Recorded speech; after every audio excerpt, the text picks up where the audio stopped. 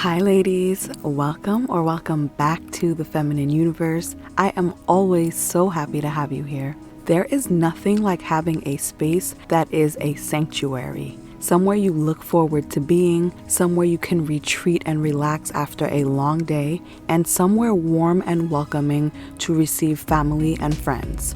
As I make a few changes to my own space, I thought it could be both fun and helpful to share a few tips on how to turn your space into your own luxurious feminine sanctuary. What I love about these tips is that anyone can use them, whether you have a mansion, just bought your first home, whether you're sprucing up your apartment, or whether you rent a bedroom with a bed and a nightstand to your name. There is something in here for everyone. Please don't ever let your current living situation dictate whether or not you make your space as comfortable and welcoming as possible. I really want everyone to break out of that "I'm not worthy of living well because of my income" mentality. You don't need to be rich to live well. Even if you're not where you want to be financially yet, I want you to think, even at my income, whatever that may be, I'm going to do the absolute best with what that income can provide me. If you like that all-white hotel aesthetic bedroom, both Walmart and Williams-Sonoma sell white sheets. Do you understand what I mean? Do the best you can with what you have in this moment, okay? Now, I am not an interior designer by any means, but I do love everything that has to do with homemaking and making your space just feel like your castle, your oasis, just your happy place. And that's where these tips come from. So with all that being said, let's get started.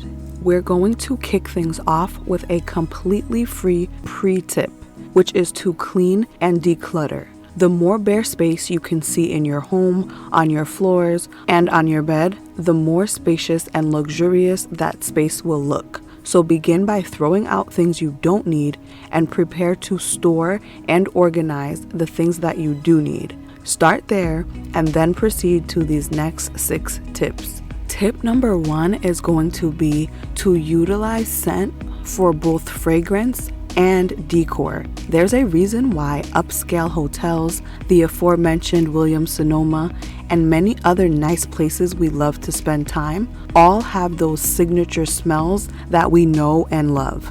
Smells put you in certain moods and give off certain vibes. Like I say about fragrance on the body, it's one thing not to smell bad, it's a completely different thing to smell noticeably good.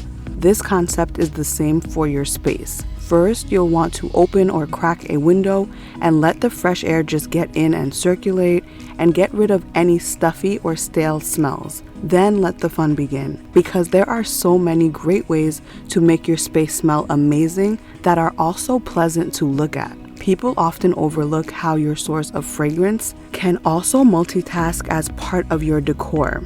Let's run through a few options, starting with candles. Candles are just always a great option. They're everywhere, they're accessible at every price point, and they can add to your decor by coordinating with the color scheme or vibe of your place. If you're going for neat, open, or airy spaces, you might want large white candles with that clean linen smell. If you're going for a more feminine or girly space, you might want pink or purple candles with floral, fruity, or sweet smells. My favorite candles are from Jo Malone, Nest, and Bath & Body Works. But I've been testing out a few brands that I discovered on Amazon that fall somewhere in between when it comes to price point that I've been very impressed with. Another fragrance option are air sprays and air fresheners. While candles take a little longer for the fragrance to really get going as they burn, air freshener sprays kick in right away, though they do dissipate more quickly, which is why they're perfect for bathrooms. I think you find the most variety here, and the combinations seem to never end. There are also linen and interior perfumes. These are more for your sheets, your furniture, your curtains, and so on. They're a little more pricey, but they definitely linger a little bit longer. Reed diffusers are another option, and I really love these. I also love the fact that you don't see them everywhere.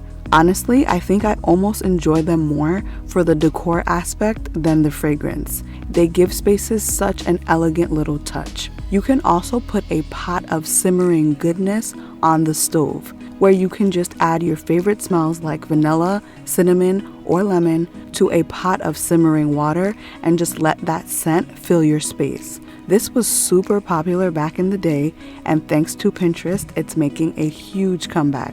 And of course, in the 21st century, we can't forget about all the different fragrance plugins, as well as wax melts and warmers and essential oil diffusers.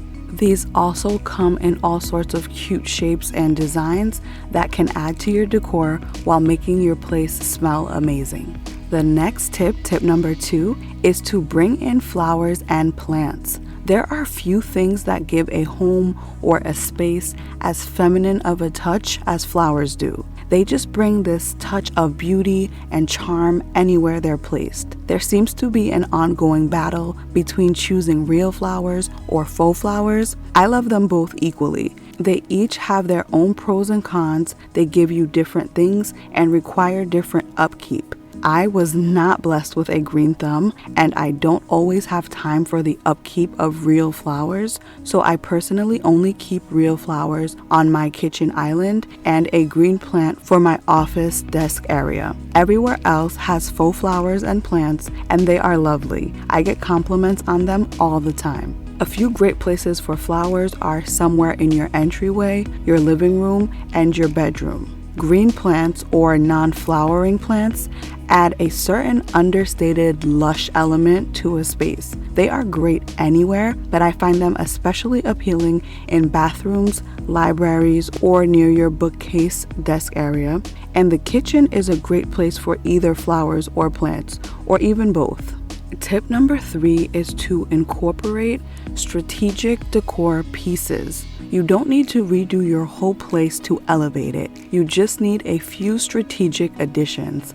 And you know we love strategy over here. One of the easiest additions is to just add throws and pillows to furniture around the house. A naked couch is a functional piece of furniture. Adding a few pillows and a cozy throw blanket turn it into a homey, inviting retreat of comfort. Same for an armchair. Or I've seen beds with just the one pillow that the person sleeps on. Adding a second pillow of the same size, placed side by side, and 2 smaller pillows over those, and maybe a throw at the foot of the bed can also be such an easy luxe upgrade to any bedroom.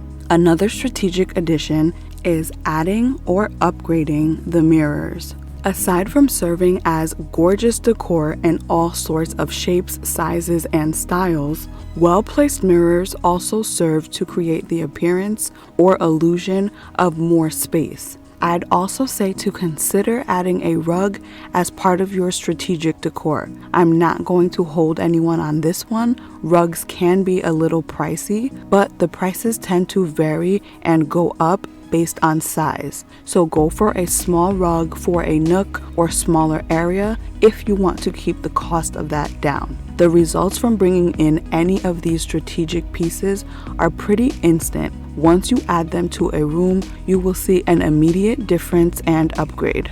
Tip number 4 is to implement neat storage systems. We talked briefly about getting rid of clutter, but what do we do with the things we actually need or want to keep? This is where neat, chic storage comes in. A glass fruit bowl or spice rack in the kitchen, an organization system for your refrigerator, a faux marble or gold rack or shelf in the bathroom for your skincare or toiletries, or even a pretty acrylic system for your makeup can take all these things to the next level. Glass, acrylic, and metals just tend to give a very neat, organized look.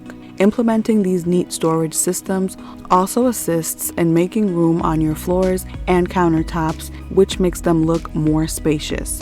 You can also get 2-in-1 options sometimes, like this mirror I purchased from Amazon a few years ago that also opens up to provide storage. Tip number 5 would be to choose your colors wisely. Did you know that there is an entire field of color psychology? Every color serves its own purpose and sends its own message. Some colors give fun, playful energy. Some colors or prints have a more exotic, faraway appeal. And some colors just ooze luxury and opulence. If you want to make a space seem more open and airy, or make a small space feel a little larger, you may want to go with colors like white and beige, and maybe throw in an accent colors. If you want the most luxurious options, go for traditionally rich colors like navies, camels, olives, or even a rich black depending on the room. But the black does need to be rich, not that dull or ashy black that can look a little worn, old, or dated. If you want your space to look more girly, feminine, and welcoming, you might want to include pale pinks, pale yellows, floral prints, maybe on something like a decorative pillow. And don't forget to think about textures and prints. We mentioned the floral print, but you can also bring things in like texture in the form of a suede or faux fur decorative pillow. As we talk about colors, textures, and prints, think about also choosing a general theme or vibe for your space. Things will seem way more cohesive and clash a lot less if you have a certain vibe or theme that you mostly stick to. Whether that's farmhouse, hotelish, boho, modern, or classic, if you keep your pieces and colors within that theme, you'll find that it's way more likely that everything throughout your space will flow better together. And lastly, tip number 6 is to make it you. You don't want your space to be a carbon copy of a magazine page or a Pinterest post. Your space should reflect you and the things you love in some way. Maybe you want to incorporate your favorite colors into your theme. Maybe you want to incorporate your preferred type of art, whether that's sculptures or paintings or pottery. If you're a glam type, maybe you want to adopt satin sheets in your bedroom instead of the usual cotton. And if you really want to get into it and are feeling a little crafty, DIY something beautiful for your space. Nothing says you like something you made. I've seen people do some beautiful things right at home for next to nothing, like making their own bouquets with faux flowers from different collections, or adding contact paper to an old nightstand or dresser and upgrading it instantly. So don't be afraid to try a little DIY, even if it's not your forte. There is something on YouTube or Pinterest to walk you through pretty much any project step by step. But ultimately, I want you to make your space your own. Those are my tips on how to turn your space into your own luxurious feminine sanctuary. I hope there's at least one tip that can help you spruce up your space if you've been wanting to do that. Of course, add your own favorite decor tips down below to help everyone out.